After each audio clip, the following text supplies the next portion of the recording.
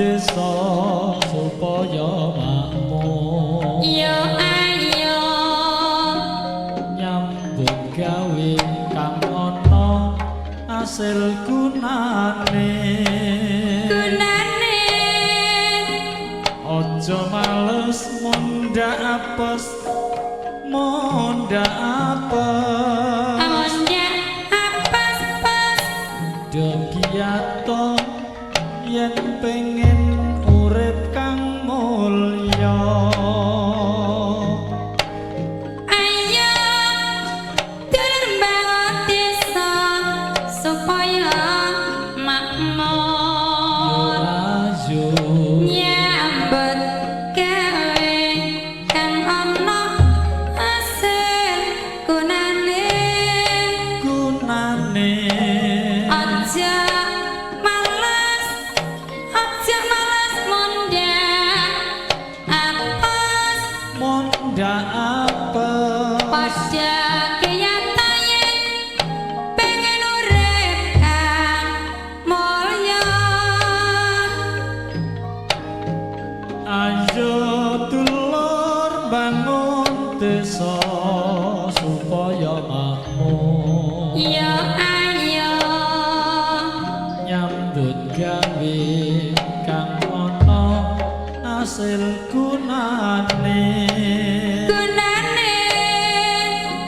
Ojo males mondha apes, mondha apes. mondha apes pes.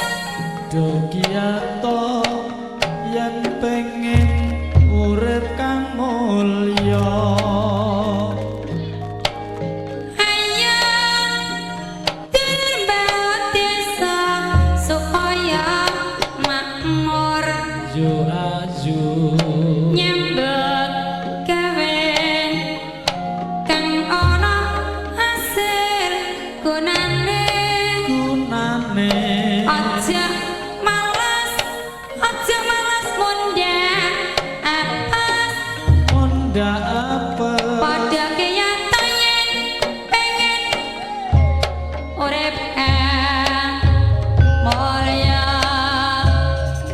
Wis wajine tansah dielingke, wis wajibe padha ditindakake. Bedhak wis tumanten wayang sembahyang netepi wajib dawuhe pangeran. Salat iku cagahe agama, limang waktu tansah padha dijaga. Ati istiqomah setan mamina luwih sempurna yen berjamaah.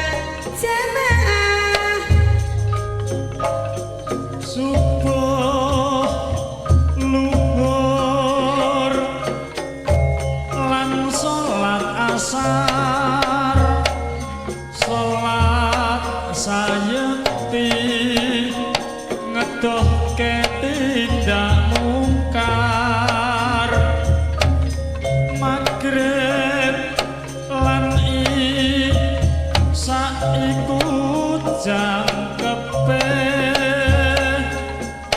Prayogyane tambahi salat sunate.